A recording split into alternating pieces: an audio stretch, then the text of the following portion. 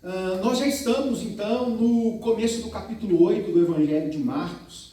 E como eu disse, a impressão é que a gente está tendo um déjà vu. Parece que eu já vi essa história antes. Parece que eu já vi alguém contando a respeito do milagre da multiplicação de comida, de pães e peixes. Parece que a imagem de Jesus com seus discípulos num lugar deserto e a multidão com fome é uma recorrência. E, de fato, é uma recorrência. E eu espero em Deus que neste segundo milagre, Deus fale ao nosso coração também, por meio desta narrativa, como fez da primeira vez. Então, meus irmãos, como nós dissemos na nossa última exposição, Jesus está a esta altura caminhando-se para o final do seu ministério terreno. Sim, porque Jesus ainda trabalha hoje, intercedendo por nós. E naquele tempo Jesus já havia pregado por toda a Judéia, e agora ele estava pregando numa verdadeira peregrinação pela região da Pérea.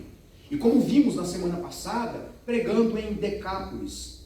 Jesus está fazendo esse tour missionário, porque a partir deste momento da história, Jesus voltará, na sequência, os seus olhos para Jerusalém e partirá para lá, para que em Jerusalém ele possa cumprir cabalmente a missão que lhe fora concedida.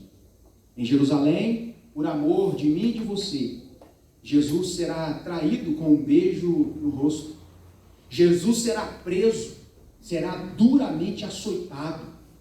As pessoas rirão de Jesus e ele será vilmente condenado, injustamente atribuído a Jesus uma condenação que era minha e era sua. Mas ele, apesar disso, ficará quieto. Ele levará sobre os seus ombros o peso do nosso pecado, como um dia os profetas haviam dito. E ele morrerá na cruz do Calvário. Ele será colocado no túmulo. E o seu corpo passará 3 dias no meio da terra, no túmulo. Mas ao terceiro dia, Jesus ressuscitará para a nossa alegria. Antes que esse ministério seja concluído, Jesus está na região da Pérea, agora pregando aos gentios. E é possível perceber pelas atitudes dos personagens coadjuvantes aqui da história contada por Marcos, bem como pelos outros evangelhos, que a esta altura a resistência à pessoa e à mensagem de Jesus crescia consideravelmente. Jesus está sendo rejeitado não apenas pelos religiosos. É necessário que nós nos lembremos que muitas pessoas rejeitaram Jesus, a sua mensagem, não creram nele porque os seus corações estavam endurecidos. Jesus havia pregado em Cafarnaum, muitos creram. Religiosos nem tanto. Jesus dirigiu-se para Nazaré, de onde ele viera. Jesus cresceu em Nazaré. E as pessoas não creram em Jesus. E é interessante, meus irmãos, que na mesma medida que a rejeição pela mensagem de Jesus e a pessoa de Jesus como unigênito Filho de Deus, como poderoso Filho de Deus que veio salvar a humanidade dos seus pecados, embora a rejeição de muitos crescesse, a admiração de outros também crescia. E se de um lado o povo da aliança estava rejeitando Jesus, pelo menos boa parte dele, agora os gentios têm a oportunidade de declarar a sua fé em Jesus Cristo. As pessoas não deram confiança para Jesus em Nazaré. E agora em Decápolis, os gentios correm à presença de Jesus. Em toda a região de Decápolis, por onde Jesus estava, uma grande multidão o seguia. E eu fiz uma inferência na nossa última exposição, que muito possivelmente aquelas pessoas já haviam ouvido falar a respeito de Jesus e daquilo que ele fizera àquele ex-endemoniado. Porque Jesus havia dado uma ordem muito clara para aquele homem: você não vai comigo, você vai falar de mim. E o texto nos diz, e não temos mais notícias daquele homem, mas parece-me que neste trajeto de Jesus brotam os frutos de um pregador solitário, que conta a respeito de uma salvação particular que mudou a sua vida. De sorte que, embora Jesus nunca estivesse estado pessoalmente ou fisicamente naquela região, as pessoas procuravam Jesus levando seus enfermos. E agora, irmãos, diferentemente dos outros relatos, nós percebemos uma multidão que não apenas procura Jesus com interesses pontuais, mas uma multidão que permanece com Jesus. Eu não sei se você percebeu, mas no relato do texto que lemos aqui de Marcos, Jesus não opera nenhum milagre, a não ser a multiplicação dos pães. Entre a nossa última exposição e até o partir do pão, quando o milagre acontece, nenhum milagre é contado. Isso chama-nos a atenção que aquela multidão esteve por 3 dias num lugar deserto para ouvir Jesus, para ter a companhia de Jesus, enquanto muitos o rejeitaram. 3 dias, disse Jesus no verso 2, a parte B, permanecem comigo e não têm o que comer. Depois desses 3 dias de escassez, aquelas pessoas que estavam ali, gentios em sua maioria, tornam-se testemunhas oculares da compaixão de Jesus para com não-judeus. Irmãos, isso parece mais uma narrativa, mas perceba como isso é especial para nós. Abraham Kuyper, ele diz que em textos como esse, nós percebemos a janela do céu se abrindo a não-judeus. A palavra de Deus está se cumprindo na promessa feita a Abraão, que na descendência de Abraão seriam benditos todos os povos da terra.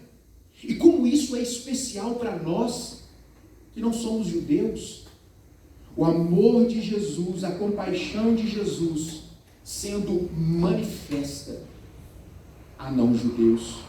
Escândalo para os religiosos, poder de Deus para salvar, como temos pregado no domingo à noite, quem Deus quer salvar. Então, como dissemos, esta é a segunda narrativa onde Jesus multiplica pães e peixes. Irmãos, como o nosso dedo coça em pular o texto, não é? Eu não sei se isso já aconteceu com você. Eu já li isso aqui em outro evangelho. E quando a gente lê a mesma história no mesmo evangelho? Não, eu já vi esse milagre acontecendo, eu quero saber como é que Jesus curou outros. Quando Jesus curou o cego, eu quero saber os meios pelos quais Jesus se utilizou para curar outras pessoas, fazer coisas novas. E eu confesso aos irmãos que essa tentação passou pelo meu coração. E que contradição seria se eu fizesse isso, já que tenho esclarecido aos irmãos que a nossa compreensão de sinótico precisa ser mais do que semelhantes, mas para serem lidos em conjunto. Mais do que apenas o mesmo milagre sendo repetido, é palavra de Deus ao nosso coração. Então, meus irmãos, eu fiquei pensando,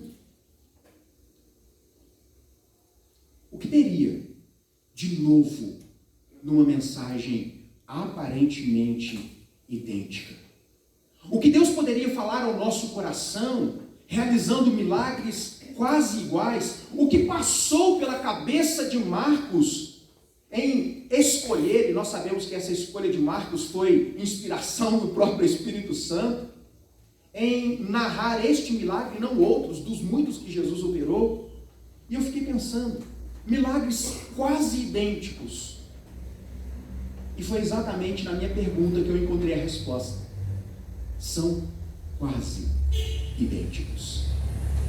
São quase iguais, mas são muito diferentes. Existem, meus irmãos, ensinamentos preciosos ao nosso coração a partir de um milagre recorrente operado por Jesus. E foi então que, a partir desta compreensão, eu comecei a buscar as semelhanças entre um e outro, e eu já tenho feito isso desde que nós começamos a nossa fala. Mas o meu objetivo aqui é, a partir das semelhanças, chamar a atenção dos irmãos para as diferenças. Como neste momento Jesus está fazendo a mesma coisa e ensinando princípios espirituais que se completam, que nos abençoam, que nos edificam. com a ajuda de Deus, meus irmãos, eu gostaria de chamar a sua atenção para 4 lições que eu julgo serem centrais dentro do texto que nós lemos e que eu penso que serão bênção de Deus para a nossa vida. Ditas estas coisas, a título de introdução, eu quero chamar a atenção dos irmãos para o texto propriamente dito. E a primeira lição importante que o texto parece evidenciar a partir do primeiro verso, versos 1 a 4, é justamente aquilo que acabei de dizer: a compaixão de Jesus. Naqueles dias, ou seja, em algum momento entre a cura daquele surdo e gago e agora, Jesus está mais uma vez num lugar deserto. E aqui, irmãos, embora exista uma semelhança, considerando personagens, Jesus, discípulos, fariseus na verdade está só depois da outra margem. Jesus, a multidão em um lugar deserto, existem diferenças aqui. Se, por um lado, lugar deserto na primeira multiplicação significava não necessariamente um lugar de ambiente desértico, era um lugar afastado, um pouco mais afastado, onde primeiramente Jesus tensionava descansar com seus discípulos. Nesse momento, o termo deserto se refere a um lugar desértico, a um lugar onde não apenas as pessoas estão longe da civilização, mas elas estão neste momento enfrentando as durezas que são comuns a um ambiente desértico. Perceba, no primeiro texto, nós vemos que Jesus chama as pessoas no monte e pede que eles se assentem na relva. Agora aqui eles têm que sentar no chão mesmo, é sobre as pedras. Perceba, meus irmãos, que se tinha relva naquele lugar, possivelmente deveria haver algum tipo de vegetação, sombras, quem sabe, um lugar um pouco mais agradável para ouvir o que o mestre tinha a dizer. Mas agora, por ser desértico, não apenas o sol era escaldante, mas o calor era quase insuportável. E se de dia o sol é estonteante, à noite o frio é terrível. E Jesus está com esta multidão neste ambiente. Essas pessoas haviam apenas ouvido falar de Jesus, nunca haviam estado presencialmente com ele, mas elas foram atraídas por um chamado, irmãos, irresistível, por uma vocação que chamamos de eficaz. E Jesus está neste contexto para revelar a sua compaixão para com aqueles que são incapazes de produzir aquilo que tanto necessitam. Alguém que está no deserto suspira por água. Alguém que está no deserto suspira por um ambiente onde ele se sinta protegido. Para um lugar, suspira por um oásis onde o clima seja um pouco mais fresco. Suspira por alimento físico, por consolo para os pensamentos e para a alma. E nenhuma destas coisas é possível a qualquer um de nós, estando no deserto. E o texto nos diz, no verso 2, Jesus dizendo: tenho compaixão desta gente. Jesus revela a sua profunda compaixão para com os gentios. Nós muito bem sabemos, os gentios não eram o povo da promessa, que receberam primariamente a promessa. Os gentios não eram primariamente o povo da aliança. Quero fazer uma recomendação que bugou a minha mente. Eu vou fazer no final de um livro. Não, vou fazer agora. Franklin Ferreira, Por Amor de Sião. Se você não está preparado, não leia. Mas se eu gerei curiosidade no seu coração, invista em você mesmo. Por Amor de Sião, Franklin Ferreira, lançamento. Sigamos. Os gentios não eram esse povo. O povo de Sião, o povo da aliança. Os gentios não eram aqueles que receberam as promessas. Eles não receberam a lei. Eles sequer sabiam dessas coisas. Mas estes foram os que permaneceram com Jesus em tempos de adversidade. Foram aqueles que não foram objeto do privilégio de ter a palavra de Deus revelada por meio dos profetas, dos patriarcas, da lei, mas que apesar disso foram chamados em vocação eficaz à presença de Jesus, não apenas como simpatizantes, não apenas como curiosos, porque nenhum simpatizante passa fome, frio e calor escaldante. Aqui nós percebemos uma multidão de discípulos de Jesus, pessoas que estavam comprometidas com aquilo que Jesus era, por quem Jesus era e dizia ser. Porque é necessário que nós nos lembremos, irmão, se houvesse ali alguém que estava interessado em milagres físicos, esse alguém já tinha ido embora, dado linha, porque não existe relato de curas de todas as sortes, de toda a natureza, como nas outras vezes. O relato é Jesus ensinando no deserto e o povo com fome. E sabe o que é mais interessante? Aqueles que não foram objeto do privilégio desta palavra foram os que permaneceram com Jesus. Jesus está ali para providenciar alimento para o corpo e salvação para a alma. Perceba, meus irmãos, como existe um contraste apresentado aqui pelo evangelista Marcos, quando, de um lado, os da aliança rejeitam Jesus, muitos pelo menos, enquanto sutilmente a população geral, a multidão, acompanha Jesus como quem está interessado em milagres, como quem está interessado, curioso pelos novos acontecimentos e desdobramentos sociais. Quando, de um lado, sutilmente, de forma velada, as lideranças judaicas perseguem Jesus, afrontando, testando. Do outro, nós percebemos os gentios de Decápolis com fome de quem Jesus era. Ninguém estava ali como o povo da aliança, lá no deserto, como o povo escolhido de Deus, Moisés. Lá no Egito a gente tinha carne. Eles estavam no deserto com fome, com sede, e estavam ouvindo Jesus. Jesus era suficiente para aqueles gentios. Circunstâncias não foram capazes de afastá-los.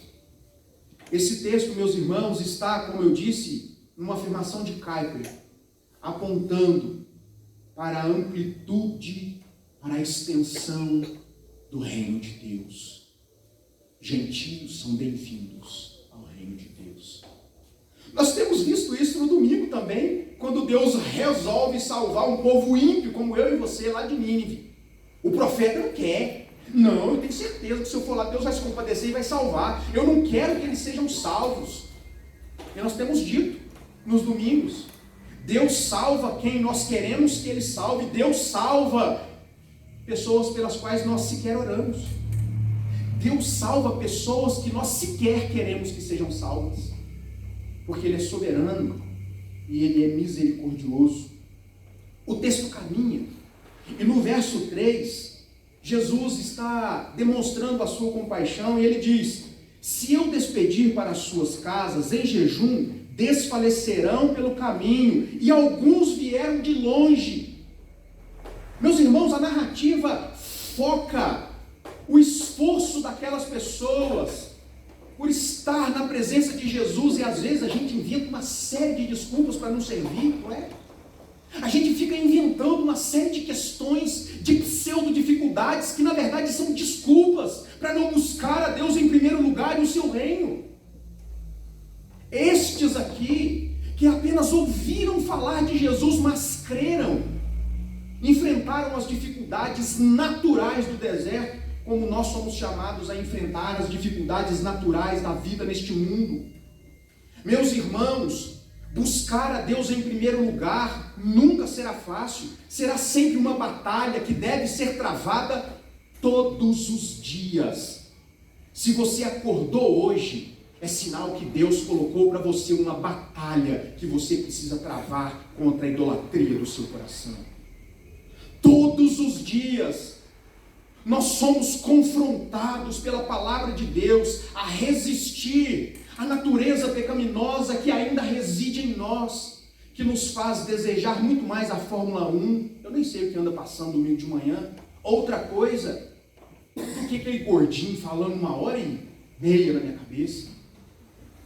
A gente não diz assim, alguns dizem, mas a maioria não diz assim.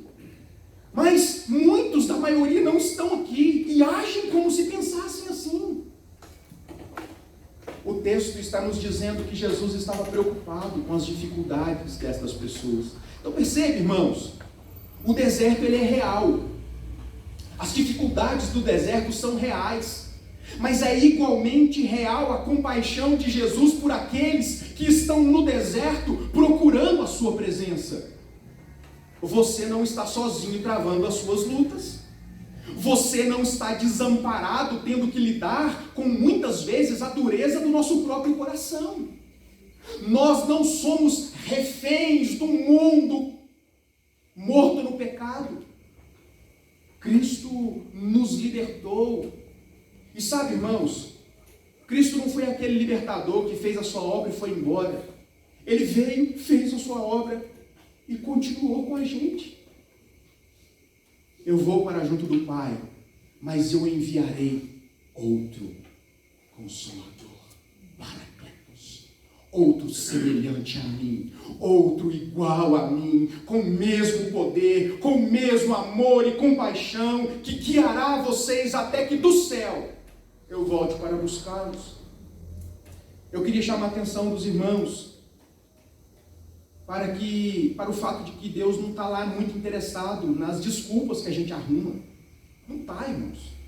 A gente precisa parar com essas coisas. Ah, mas isso, mas e aquilo, ou quando isso, ou quando aquilo. Até quando, irmãos, nós viveremos nos escondendo atrás do nosso pouco interesse, da subjetividade com que muitas vezes nós lidamos com as coisas de Deus? Até quando nós colocaremos coisas boas, bênçãos de Deus, como uma forma de maldição para nós? Porque perceba, às vezes a gente diz que não tem tempo para Deus, para as coisas de Deus, por causa do trabalho, da família, do lazer, do cuidado físico, do cuidado da mente. Todas estas coisas são boas, mas se nos afastam daquele que é provedor delas, se tornam maldições para nós. Eu já contei esse exemplo para os irmãos, é um caso verídico, de um irmão que procurou a gente, porque estava desempregado há muitos anos, irmãos. Tinha uma outra fonte de renda, mas o filho crescendo, precisando de dinheiro, para sustentar o filho, e também quem que vai se conformar em ficar à toa em casa? Pastor, pelo amor de Deus, ora comigo para eu conseguir um emprego. Pelo amor de Deus, me ajuda. A gente orou, fizemos contatos. As pessoas que eu conheci, porque nessa época eu ainda trabalhava no banco, tinha alguma influência, alguns relacionamentos que abriram portas, e depois de oração, de mobilizar a igreja, o irmão conseguiu emprego. Que bênção, irmãos, que bênção. Chamamos na frente da igreja e deu testemunho. O povo até chorou, porque todo mundo conhecia a história de luta, de dificuldade. O desemprego não era uma acomodação naquele caso. O irmão não era preguiçoso, mas por já não ser novinho, estava difícil de conseguir uma realocação em algo que fosse perene, ou pelo menos aparentemente mais duradouro. E aquele irmão ficou muito feliz, e nós também. Mas, como muitas vezes nós fazemos na nossa vida, em todas as áreas dela, nós incrivelmente transformamos bênçãos de Deus num problema para o nosso relacionamento com Ele. O irmão desapareceu da igreja. E não é assim, uma vez, no meio da semana, por causa do trabalho. Sumiu da igreja. E aí entra em contato uma vez, duas vezes. Eu estou muito cansado, eu estou dormindo muito tarde, acordando muito cedo, e tal, não sei o que, tarará. Isso é um sábado. Eu fui promovido. E aí você sabe, né? Mais responsabilidade. Lembrei do Homem-Aranha. Maiores os poderes, maiores as responsabilidades. Não é, Felipe? Você era funcionário comum lá, você recebia ordens e cumpria. Agora você recebe ordens, cumpre e responde pela ordem que foi dada aos outros. Maiores poderes, maiores as responsabilidades. Mas isso não justifica. Explica, mas não justifica. Eu disse, irmão, que bênção de Deus a sua promoção. Que bênção. Mas será mesmo que não dá? Hora nenhuma não dá. Vai estar sempre ocupado. Você trabalha no domingo? Não, no domingo não, pastor. Mas é só domingo que eu não trabalho. Pai, na narrativa da criação também foi só no sétimo dia que Deus descansou. Mas aí eu estou cansado, eu preciso resolver minhas coisas, eu preciso passear com meu filho. Resumo da ópera. Eu disse para aquele irmão, com toda a sinceridade do coração, irmão, eu vou pedir para que em nome de Jesus você fique desempregado.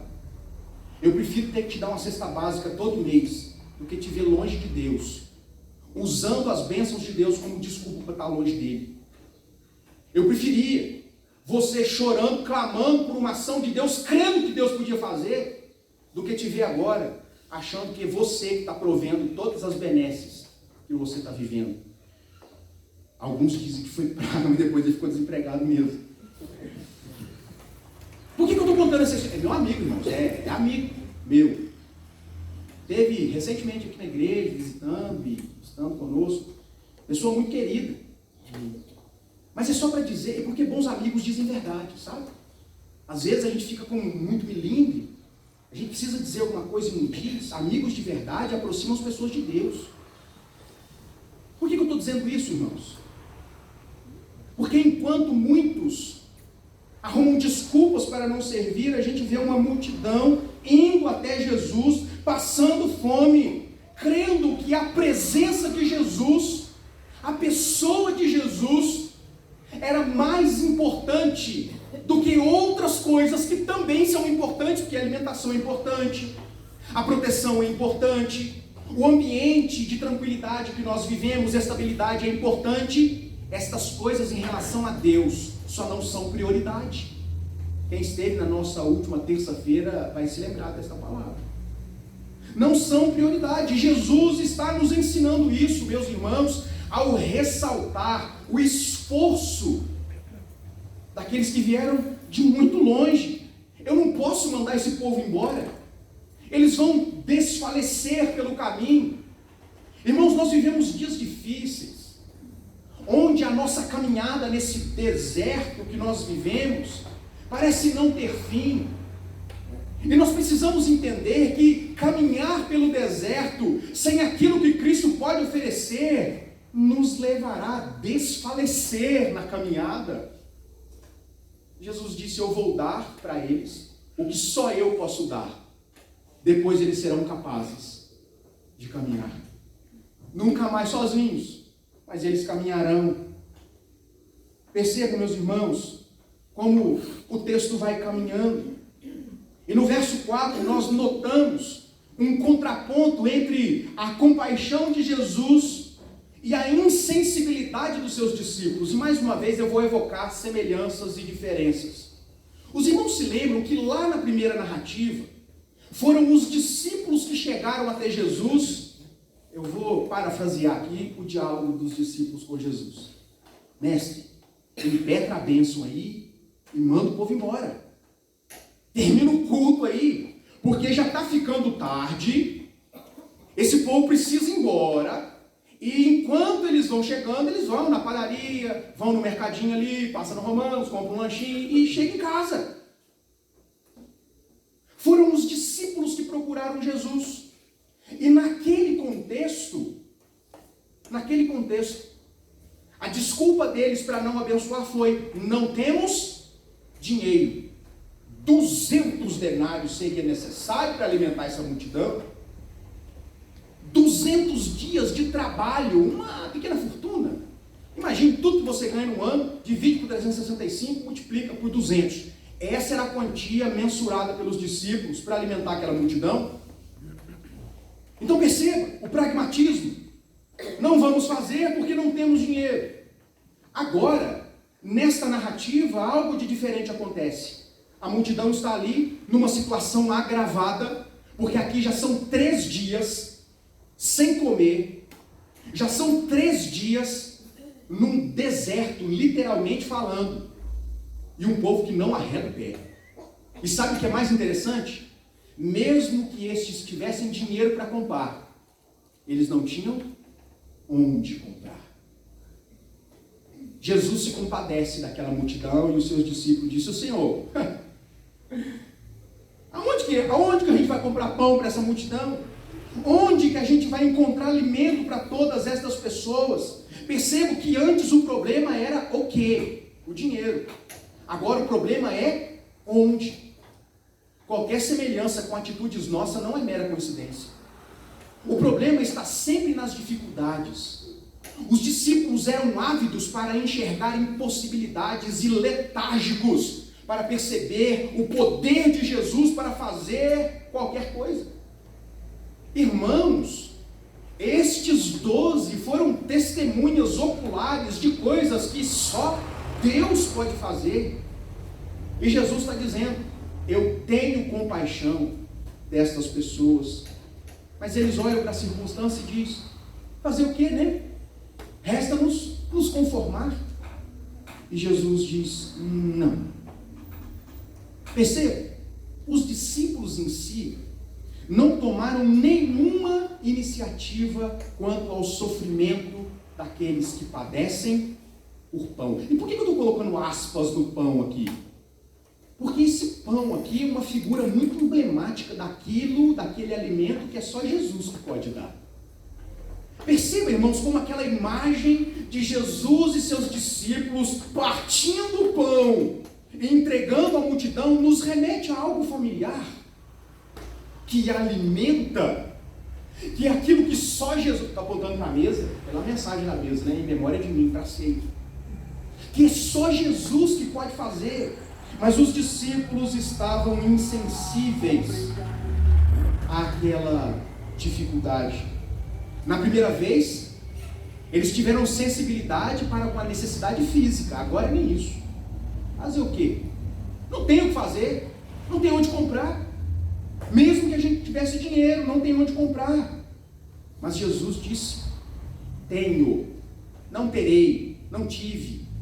Não, quem sabe, se eu tenho compaixão desta gente. Irmãos, eu confesso que quando li esse texto, e aí a gente vai fazendo um esforço, né? Lê no português, lê em grego, translitera, e algumas vezes esse texto é lido até que essa exposição ficasse pronta. E eu confesso aos irmãos que, num dado momento, os irmãos sabem que não é muito difícil de me ver chorar. Mas num dado momento desse exercício, dessa luta com o texto, eu confesso aos irmãos que quando li esse trecho eu transpirei pelos olhos. Porque quando vejo Jesus dizendo: eu tenho compaixão desta gente, é como se eu estivesse vendo Jesus me dizendo: eu tenho compaixão de você. Jesus tem compaixão de nós. Mas infelizmente, meus irmãos, mais uma vez, os discípulos estão olhando para as impossibilidades, muito menos do que para aquilo que só Jesus pode fazer. E mais uma vez, qualquer semelhança da reação dos discípulos com a nossa não é mera coincidência. Quantas vezes nós dizemos: a gente até queria, mas não dá. A igreja não tem caixa. A gente tem pouca gente, parece uma redundância, mas é necessária. Nós temos poucos integrantes para compor os ministérios. E nós vamos elencando dificuldades. Eu não estou dizendo, irmãos, para fechar os olhos para a realidade. Eu não estou dizendo. Porque essas coisas são reais, inclusive no nosso caso. O que eu estou chamando a atenção dos irmãos é para o fato de que nós precisamos olhar para além delas. Nós precisamos olhar para as promessas que foram feitas a um povo que Jesus tem compaixão. O texto está chamando a nossa atenção para olharmos para quem Jesus é. E a partir desta compreensão, fazermos o melhor que nós pudermos com aquilo que Jesus nos deu. É diferente, irmãos. É diferente. Em segundo lugar, uma segunda lição que esse texto nos aponta, versos 5 a 10, aponta para a mensagem central do Evangelho de Marcos, na perspectiva de Marcos, de que Jesus Cristo é o poderoso Filho de Deus. Então, esta seção de texto aponta para o poder de Jesus. E Jesus perguntou: quantos pães vocês têm? E eles responderam: 7.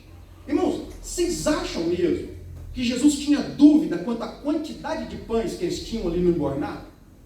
Vocês acham mesmo que Jesus tinha alguma dúvida quanto ao que aquelas pessoas tinham dentro das suas sacolas? É óbvio que não. Mas por que ele faz essa pergunta?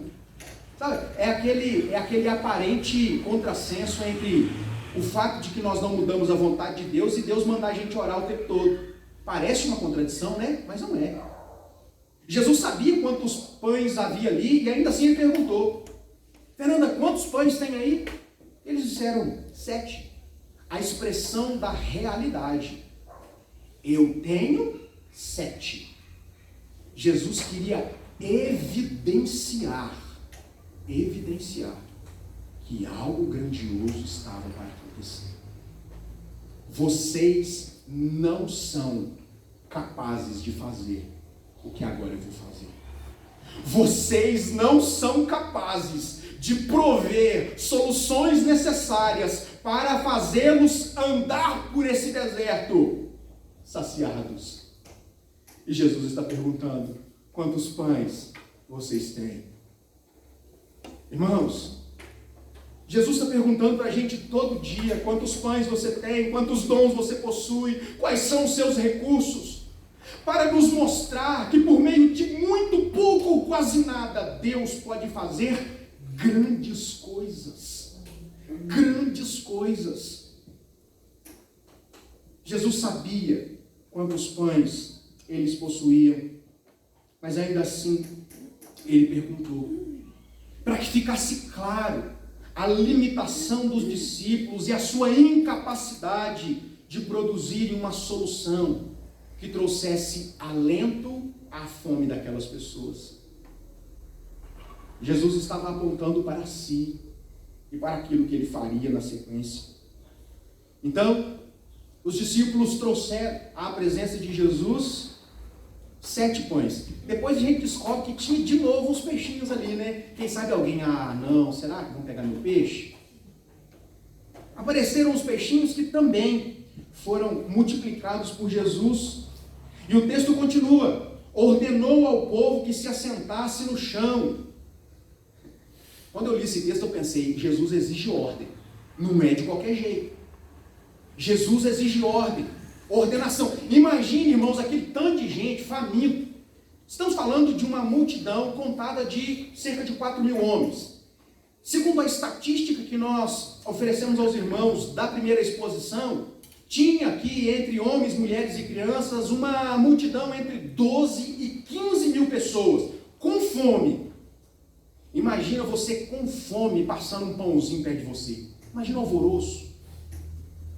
Vou longe não, irmãos. Sexta-feira tem conexão. Que bênção que é isso na minha vida. Gente.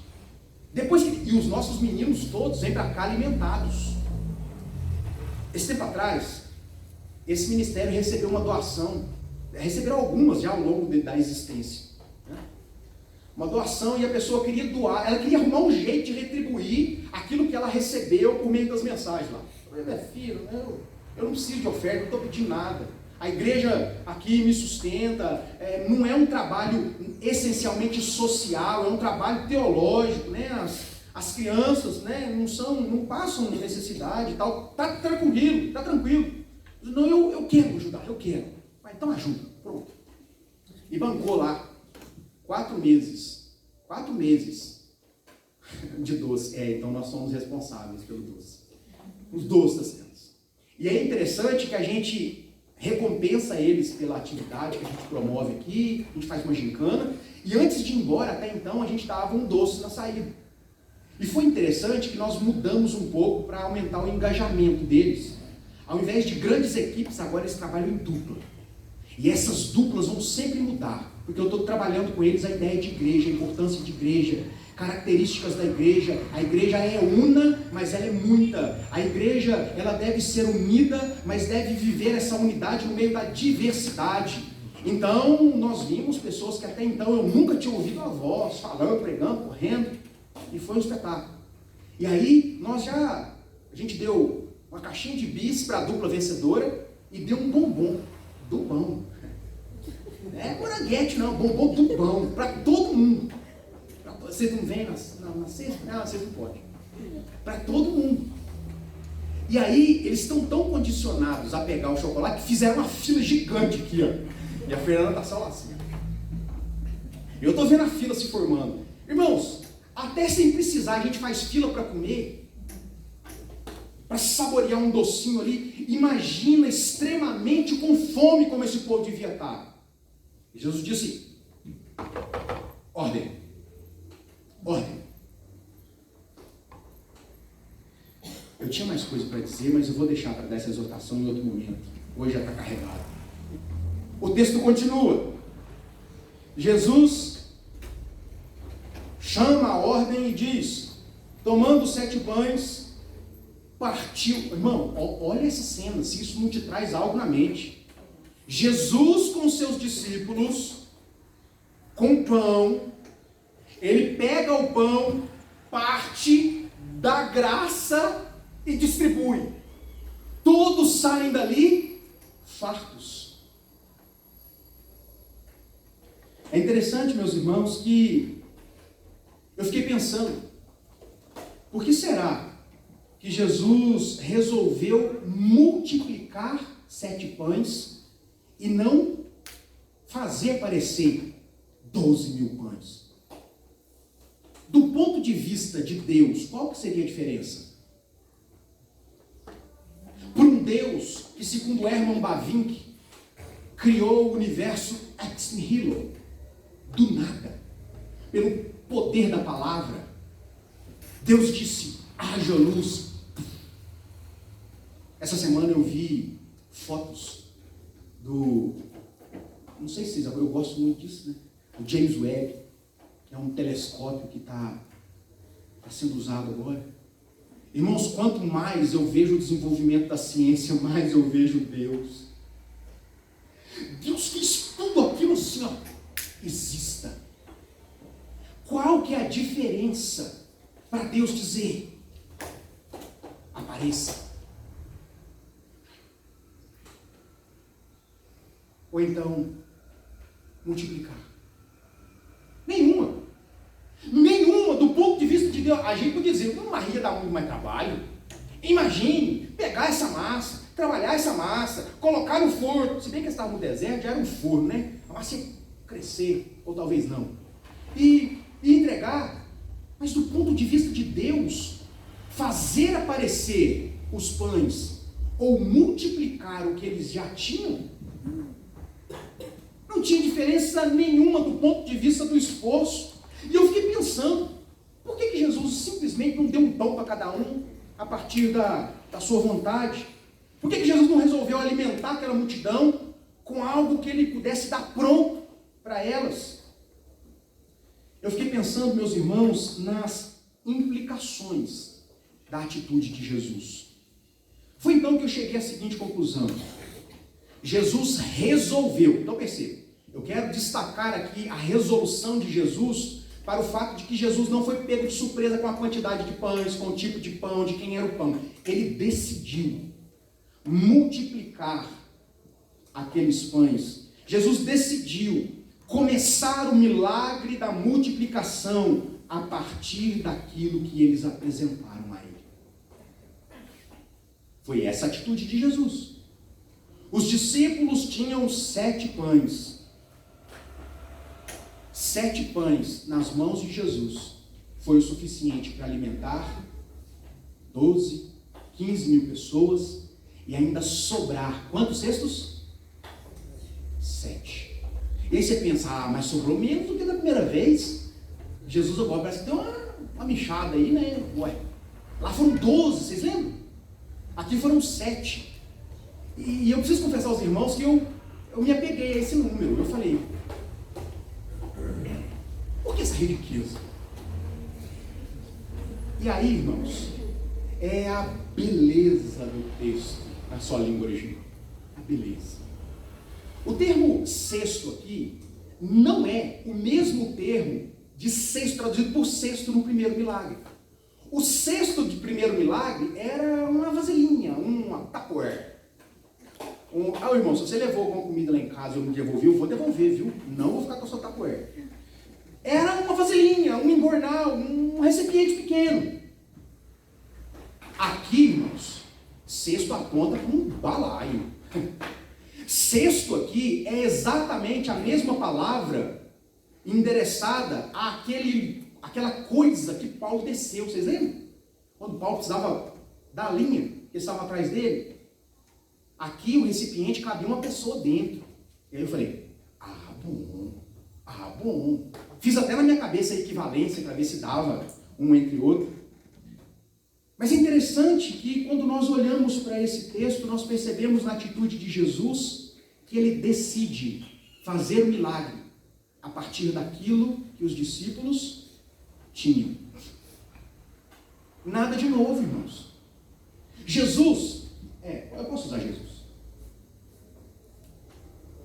Mas para melhor compreensão, Deus, a mesma coisa.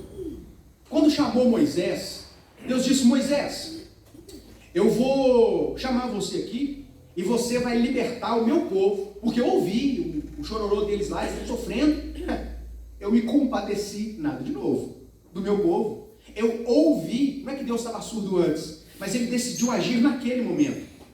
Deus sempre teve compaixão, por isso que nós ainda estamos aqui, apesar do nosso pecado. E Deus diz, Moisés, você vai libertar o povo do Egito. Irmãos, a gente olha para Moisés dando uma fraquejada e diz, homem de pequena fé. É Deus que está falando para ele, e ele começa a dar desculpinha, de boca pesada. Aí a gente fica apontando o dedo para Moisés. E não para pensar que essa palavra de Deus é revelada a nós, nos dando a conhecer a totalidade daquilo que precisamos para fazer a vontade de Deus, e fazemos a mesma coisa. É o sujo falando do mal lavado. Mas o ponto não é esse. E aí Moisés diz, Moisés, o que você tem nas suas mãos? Como? O que você tem na sua mão?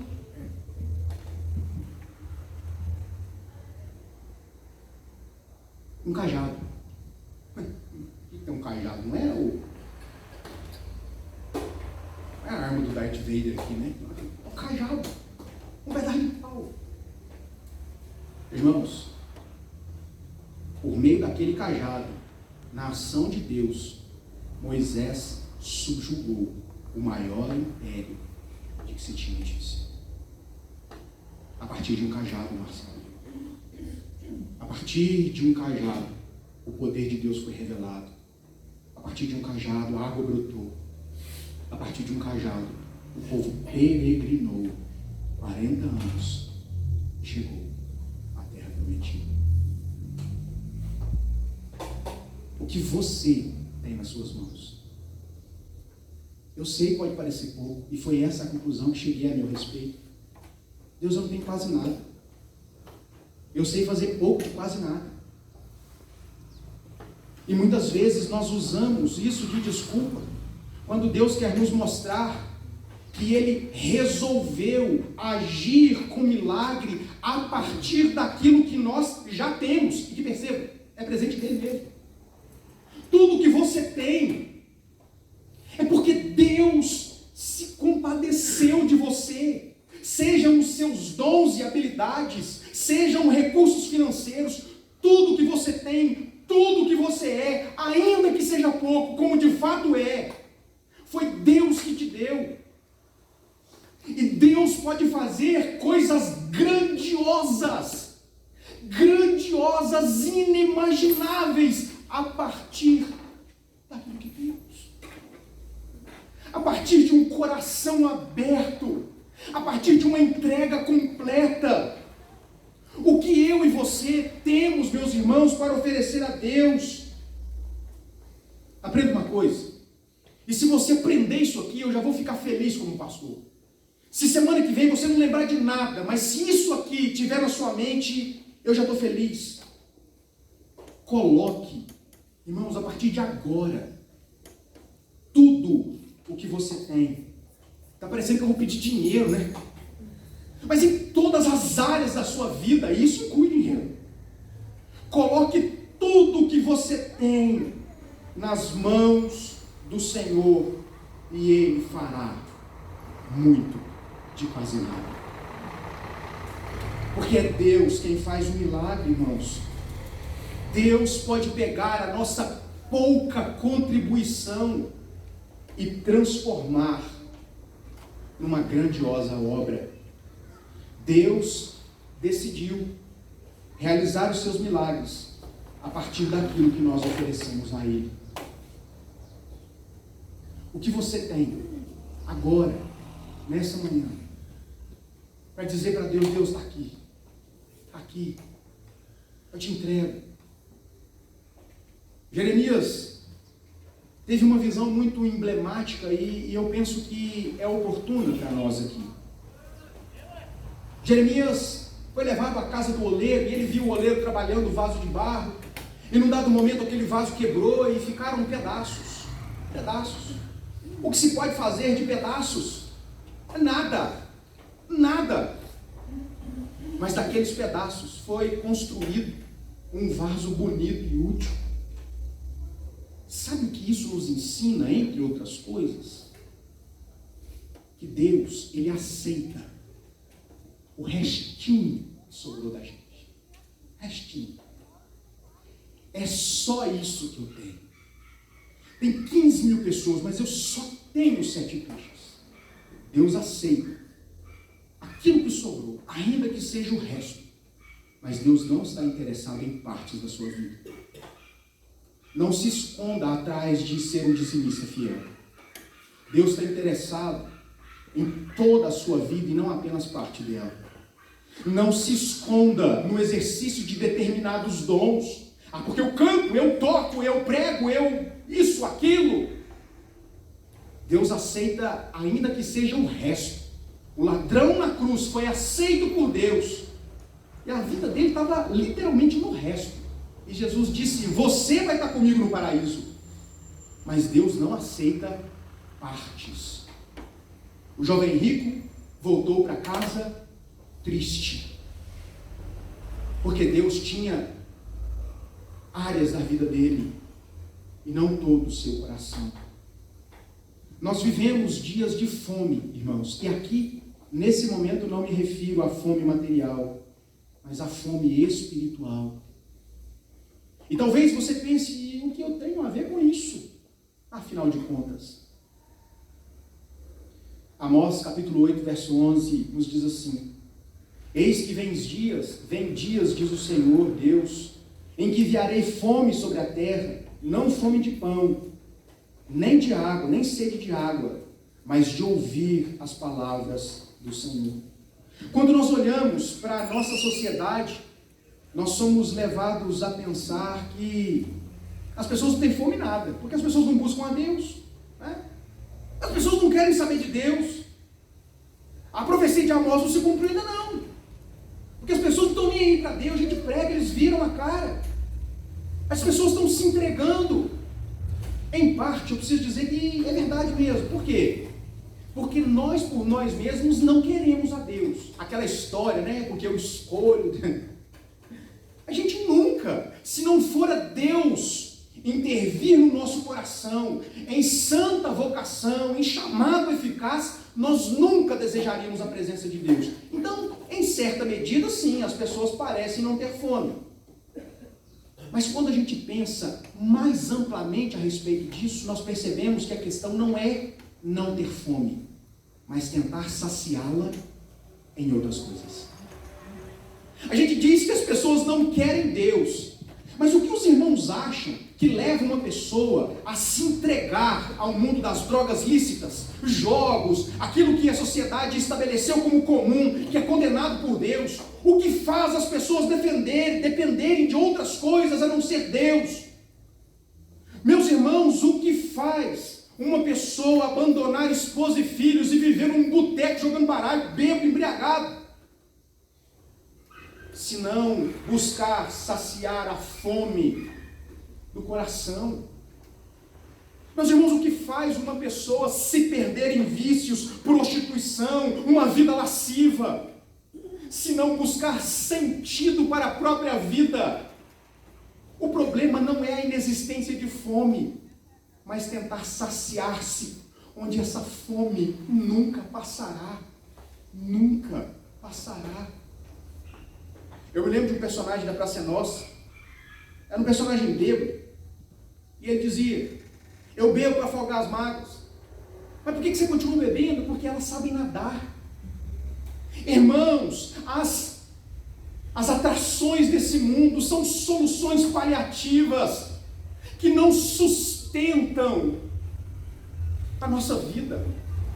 Não sustentam. A questão não é falta de fome, mas de buscar serem saciados, onde essa fome não pode ser de fato saciada.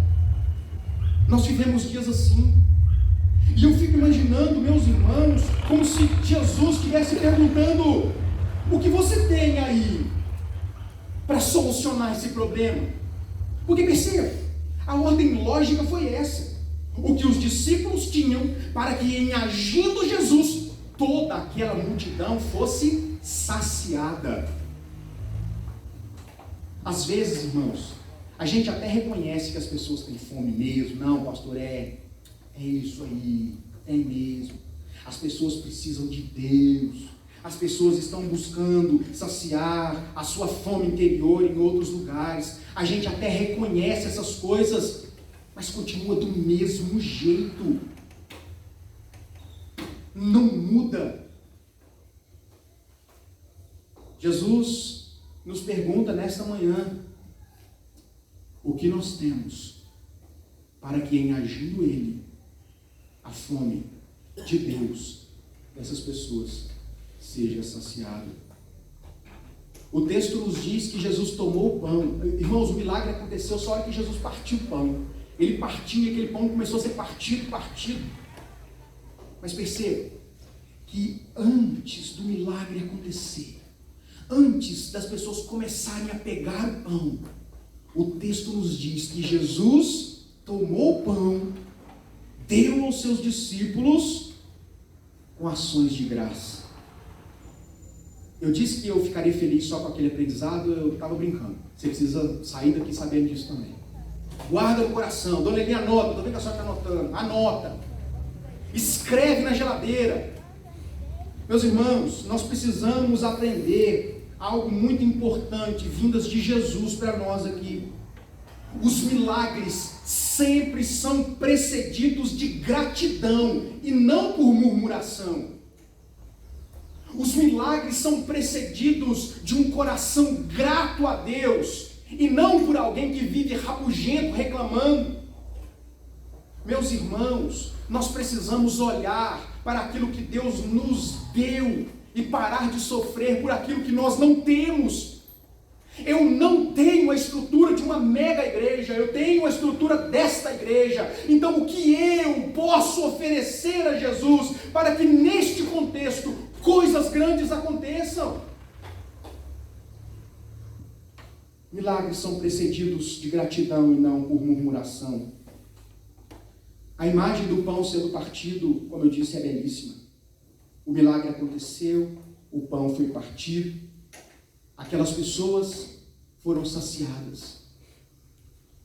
Quando nós partilhamos aquilo que temos, na ação de Deus, todos são abençoados. União na diversidade. Aquilo que é meu, que Deus me deu, sendo experimentado para a glória de Deus, abençoa outras pessoas. Eles entregaram 7 pães, 15.000 pessoas foram alimentadas. O texto termina com o sofrimento de Jesus.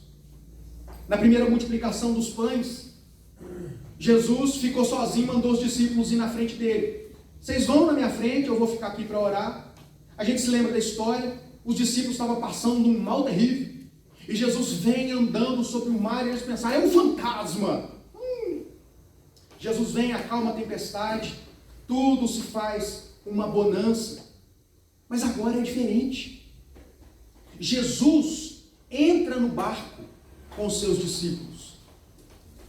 E ele chega do outro lado da margem. E quando Jesus chega do outro lado da margem, quem já está ali? Os fiscais da espiritualidade alheia, os fariseus estavam ali esperando Jesus, sem compromisso com a palavra, sem compromisso com Jesus. E o texto é claro em nos dizer que eles queriam discutir e tentar Jesus por meio das suas falas. Olha quem está chegando, é Jesus. Senhor, dá-nos um sinal. Irmão, vocês se lembram que Jesus resolveu? Ele resolveu, e daqui por diante a gente vai ver os milagres numa recorrência muito menor, porque Jesus está apontando para a cruz, mais do que qualquer outra coisa. Jesus não está disposto a receber interesseiros naquilo que ele pode oferecer. Jesus quer atrair discípulos por aquele quem ele é. Então os milagres dão uma minguada agora, e os fariseus estão dizendo, queremos sinais, numa interpretação muito minha. Queremos sinais. Irmãos, o texto nos diz que isso provocou sofrimento em Jesus. Jesus ouviu aqui, irmãos, eu fico imaginando como é que foi esse gemido de Jesus. O texto nos diz, Jesus arrancou do íntimo do seu suspiro um gemido. Sofrimento. Esta geração, disse ele, não terá sinais, não terá, a não ser o sinal de Jonas. Eu já usei esse texto, na verdade um correlato lá de Mateus, para embasar a minha tese bíblica de que Jonas no ventre de um peixe não é uma alegoria, mas é um fato histórico. Miraculosamente, aquele homem sobreviveu na pança de um peixe 3 dias e miraculosamente foi devolvido para o solo. Jesus está apontando para aquilo que Jonas, a história de Jonas, a compaixão de Deus, a aparente morte do profeta, o retorno do profeta, a pregação e salvação para a cruz, para o milagre cabal, para a morte da morte na ressurreição de Cristo. O maior milagre que vocês receberão, este vocês terão, que já havia sido prenunciado por Jonas. O texto nos diz que aqueles homens foram ali para discutir com Jesus, pedindo um sinal. A incredulidade provocou sofrimento no coração. Irmãos, eu elenquei aqui alguns textos que falam disso, porque eu gostaria de chamar a atenção dos irmãos para refletirmos a respeito de que, será que a incredulidade da multidão aí fora tem causado sofrimento no nosso coração ou acomodação? Porque às vezes eu tenho a impressão que a gente se acomodou. Salmo 119, esse eu vou ler. Salmo 119, verso 158. Davi diz assim: vi os infiéis e senti desgostoso, porque não guardavam a palavra de Deus. Eu falei que eu só ia ler um, né? Ezequiel, capítulo 9, verso 4. Vá por toda a cidade de Jerusalém e faça um sinal na testa de todos os que sofrem e se aborrecem por causa das coisas vergonhosas que estão acontecendo na cidade. Porque crentes de verdade sofrem pela incredulidade das outras pessoas, e sofrimento provoca atitudes concretas. Ninguém diz, eu estou sofrendo, tranquilo, é só continuar sofrendo. Eu estou sofrendo, eu quero que esse sofrimento passe, eu quero alcançar uma condição de vida onde o sofrimento seja menos ruim. É por isso que a gente toma remédio, é por isso que a gente vai no médico, é por isso que a gente faz oração. Mas eu penso, meus irmãos, que nós olhamos o sofrimento da multidão nesse deserto do mundo que nós vivemos. Isso já não parece provocar sofrimento no nosso coração. Porque as atitudes concretas parecem não condizer com o sofrimento genuíno. A incredulidade daquelas pessoas provocou um sofrimento grande em Jesus. Jesus aponta para o sinal de Jonas, que apontava para o sinal da cruz. E ele encerra o texto com a quarta lição, que é uma advertência. Versos 14 a 21, é por isso que eu juntei todos aqui. Eles partem da presença dos fariseus. Jesus não dá muita bola para eles. Eles pedem, Jesus não dá. E Jesus entra no barco e vai embora. Mais uma vez, os discípulos não haviam entendido. Quando eles estavam no barco, Jesus faz uma advertência. Pessoal, atenção, para de remar um pouquinho aí. Presta atenção aqui, Pedro, João, conversa paralela. Presta atenção. Tomem muito cuidado com o fermento dos fariseus. Muito cuidado com o fermento de Herodes. E nessa hora ele está dizendo, o que é isso? Nós esquecemos de trazer pão. Esquecemos de trazer pão. Tinha 7 cestos lá. Ele não trouxemos, agora ele está falando de fermento. E Jesus diz, que história é essa, gente? Vocês não entenderam. Irmãos, a impressão que eu tenho é que é como se Jesus tivesse sacudido eles assim, ó. Vocês não estão entendendo. Da primeira vez, 5.000 homens. Da segunda vez, 4.000 homens. Da primeira vez, sobraram 12 cestos. Da segunda, 7 grandes cestos. Vocês acham mesmo que se o problema fosse comida, eu não daria para 12 homens? 13, né, contando com ele? O problema ali não era alimento, mas doutrina. O problema não era a fome material, mas fome espiritual. E eu fiquei pensando, qual seria o fermento dos fariseus e o fermento de Herodes? É interessante que a própria Bíblia responde à Bíblia. Lucas capítulo 12 vai dizer que o problema dos fariseus era a sua hipocrisia. Era uma religiosidade travestida de espiritualidade. Bonito por dentro, ó, bonito por fora, feio por dentro. Jesus toma cuidado com isso. Ser membro de uma igreja, ser dizimista dela, não resolve a sua situação. Entregar partes da sua vida não significa ter, que Deus tem tudo de você. E qual era o problema de Herodes? Herodes, meus irmãos, como nós vimos lá no capítulo 6, verso 20, era do tipo que ouvia, entendia, gostava, mas não vivia.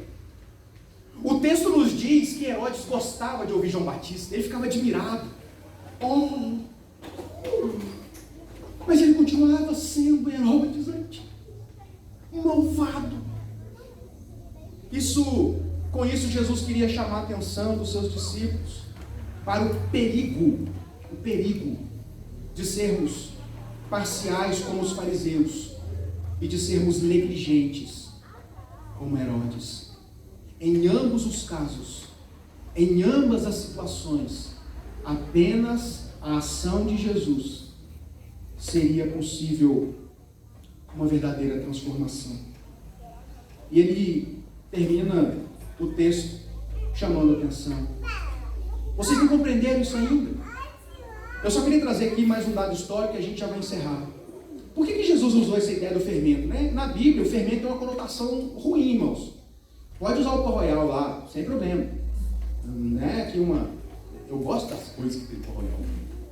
Mas na Bíblia, o fermento tem aqui uma conotação ruim, de algo mal. Não à toa, o pão da Páscoa era um pão asmo, um pão sem fermento. A oferta não podia conter fermento. E é interessante como Paulo, um bom judeu, entendendo isso, ele vai dizer que pouco fermento, lá em Gálatas 5, vai dizer que pouco fermento é capaz de levedar uma massa toda. Qual que era a compreensão disso, irmãos?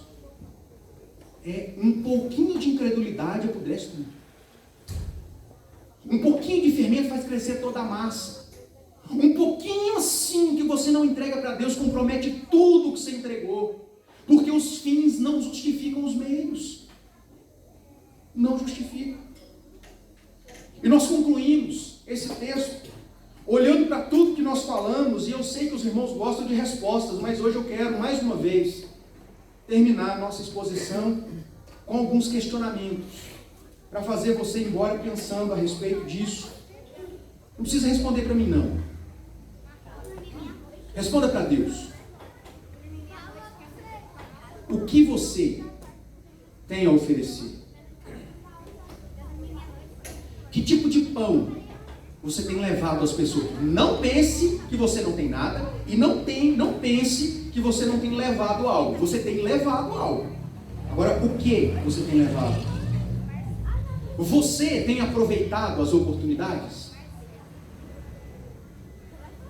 Ou você está esperando um sinal para crer definitivamente em tudo isso que nós acabamos de ler?